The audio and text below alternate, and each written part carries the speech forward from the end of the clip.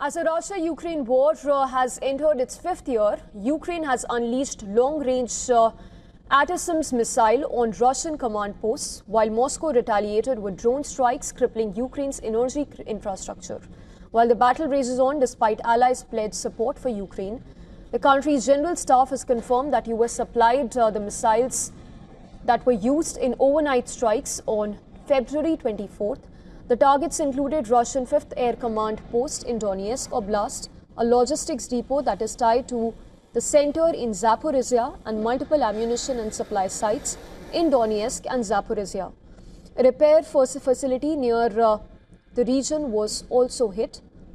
Ukraine's largest national oil and gas company reported that Russian troops targeted its facility in the Kyiv region using drones.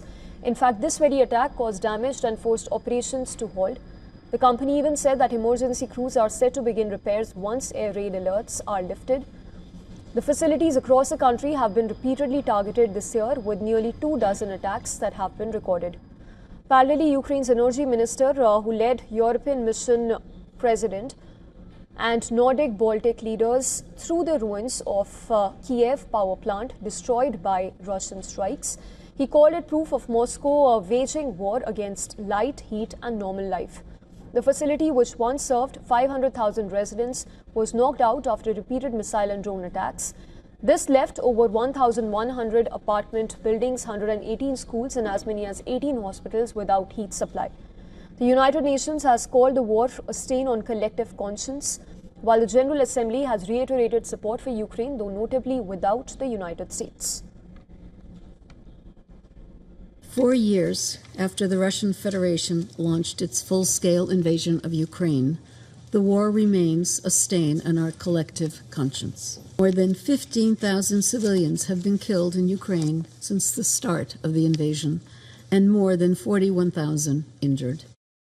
Meanwhile, European Union leaders pledged a 90 billion euros loan to Ukraine, while Ukraine's allies continue to press Russia for an unconditional ceasefire. First one is the European Union loan of 90 billion euro. We call it the steel porcupine loan because it should give Ukraine the strength of a steel porcupine, indigestible for potential invaders.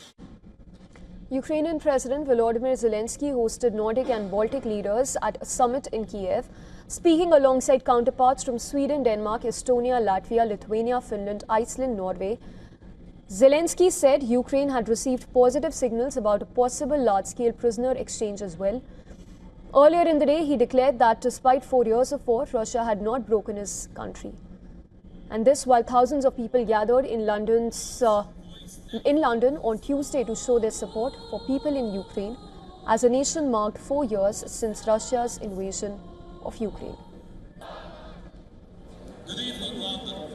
Tonight, at Trafalgar, eternal memory. Rather than uphold the democratic values.